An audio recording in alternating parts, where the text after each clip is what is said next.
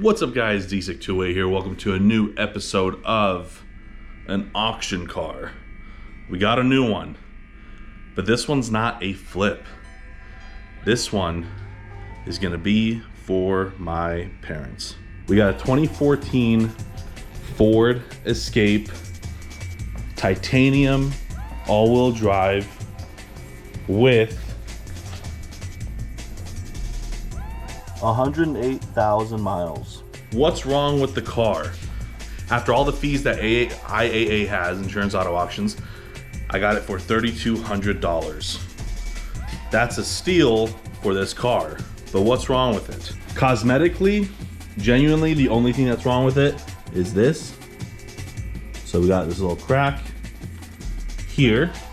And other than that, cosmetically, there is literally nothing else wrong with it. Pretty much has brand new tires on it. I don't have a quarter, but super nice tires all the way around.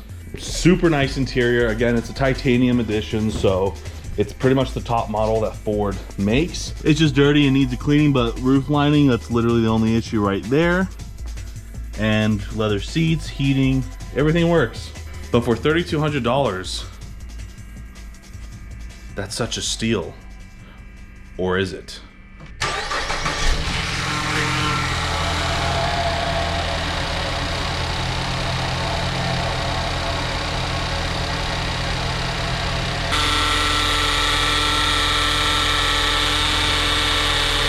No check engine lights. I already drove it around the neighborhood. It works perfectly fine other than that noise. So I'm not exactly sure what it is, but I'll show you here in a bit once it goes away and then it kind of comes back. I've had the car for about 2 days now. I just haven't made a video on it. I checked the oil, I checked the coolant, I checked all that stuff and it looks perfectly fine. Everything is literally fine except this noise. I'm trying to pin it down to see if it's a transmission issue, but I don't think it is because we're in park and it's making that sound. But also under load when I'm driving, it also has a winding sound. So I think potentially there might be transmission issues, even though it shifts perfectly fine. There's no like hard shifts or anything like that. It shifts pretty smooth, it drives smooth.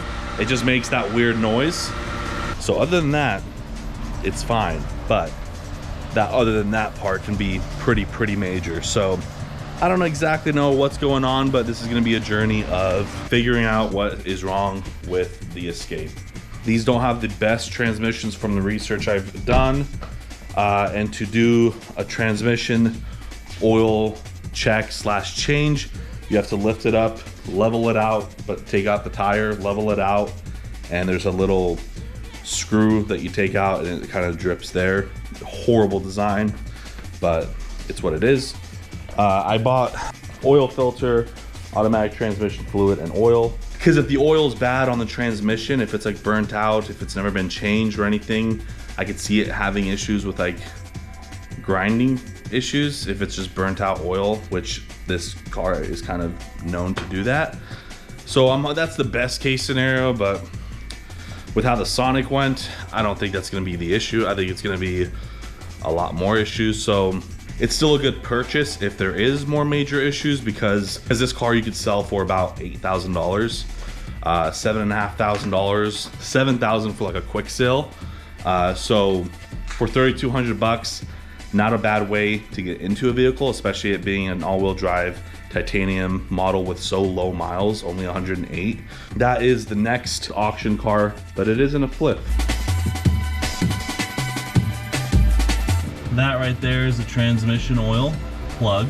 This is literally how you check the transmission. This is the dipstick of the Ford Escape. Absolutely stupid, but it's super black and like, yeah, it's supposed to be pink. And this is what it's supposed to look like. So hopefully it's just that, but we will see. Right now we're doing a transmission drain and fill. I watched a couple videos on YouTube. I'll have the link in the description down below of the guy I watched. I believe it's like, I don't remember, but he's like a Ford tech. He's been a Ford transmission tech for like 11 years, and now he does his own thing. But I just turned it on right now. I drained it pretty much all day yesterday. Super dark liquid. There's a lot of things online saying, you know, if your transmission fluid is really like old, not to change it because that's kind of what's running it, whatever. But I watched this guy's video and he pretty much recommends, like, well, a lot of people recommend it, but draining it, filling it with new oil, letting it run for a bit, and I put a cleaner in it, like the front pump or something, I believe. He said that if it has that whining sound, it might be like early stages, because when I drove the car, it doesn't shift hard. It shifts in all gears, at least till, you know, 25, 30 miles an hour. It didn't slip at all. It wasn't, the transmission was running fine. It was just making that sound. So it might have been early stages of transmission like issues. I drained the fluid and you saw it was super, super dark. I'm pretty sure it's never been changed. So when you do a drain and fill and not a flush, you're getting about half of what the transmission holds in there, because a lot of it is in the torque converter as well. So right now, it drained 5 quarts, so it wasn't low. When I opened the ventilation, it was like seeping out aggressively, so it could have been even overfilled. But right now, we just drained what was in there. I'm gonna let it run like this for about 10-15 minutes with that cleaner in there. We're gonna drain that, and then we're gonna put fluid in again, do the same thing but without the cleaner, just the fluid. Do it 2 or 3 times just to get all the old fluid out of it and see if that helps before doing anything more extreme to it. But yeah, it's still making that sound, which I can't tell if it's that front pump or if it's the flywheel or what it is. I've been watching a lot of videos and I can't really speculate to see what it actually is, because a lot of people who have this issue have like big issues while driving, but I didn't have that issue. So all right, so I drained the fluid once, filled it with the seafoam you guys saw, got that in there, just let it run inside the garage, drained that, and then put new fluid in. And I just went out to go drive it to see if it's gonna start slipping since there's new fluid in it, because that's normally what happens when there's like major transmission issues. And let alone it fully is slipping. I barely got it home. Yeah, we're gonna need a new transmission for it. And the reason I parked like this and not in reverse like I had it is because I can't even go into reverse. So when I start the car, motor works perfectly fine. It didn't start aggressively that time. Before it was like the transmission was freaking out. But I have or I did, now I don't, that's weird. I had a transmission check light turn on. What if it just worked? It was like, nah, we fixed it for you. But I go into reverse. Okay. Maybe because the transmission cooled down. Now it's working fine. It was not even wanting to go in reverse at all. It'll start failing once it warms up again, I'm guessing.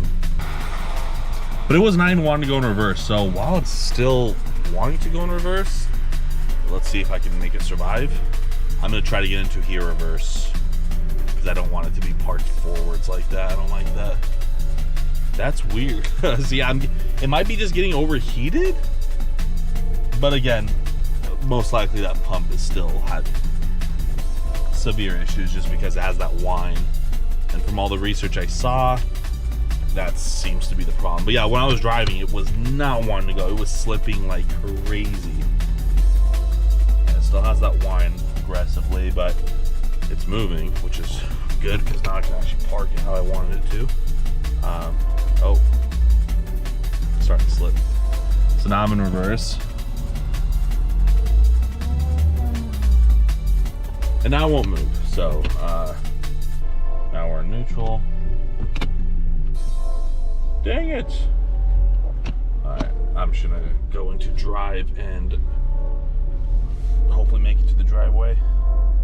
You can see how shaky it is.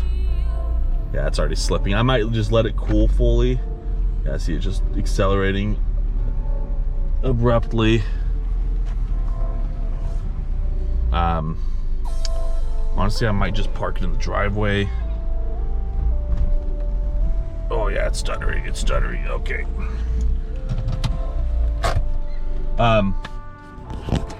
Anyways, it needs a new transmission. That's the get-go of it. So I'm gonna try to tackle that myself. That is something very severe that I haven't done before.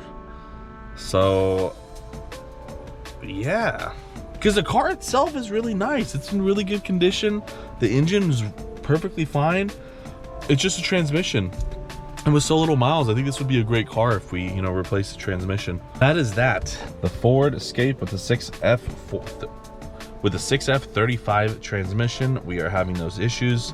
But yeah, I'm gonna let it cool down because that's when it seems like it tends to work. And I'm debating on where to park it because I'm gonna be doing this job most likely. And I don't wanna do it in the garage.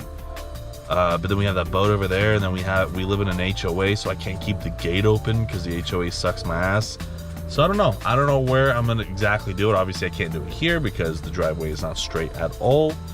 So yeah, anyways, next video we're gonna start the process on that. All right, so I drained it and all that. I did make a quite significant mistake, but the transmission's fucked either way, so it doesn't really matter because I put Mercon instead of like Mercon LV or V for this vehicle. It's a little bit thicker. It was cheaper, and that's what I just wanted to do the flush with.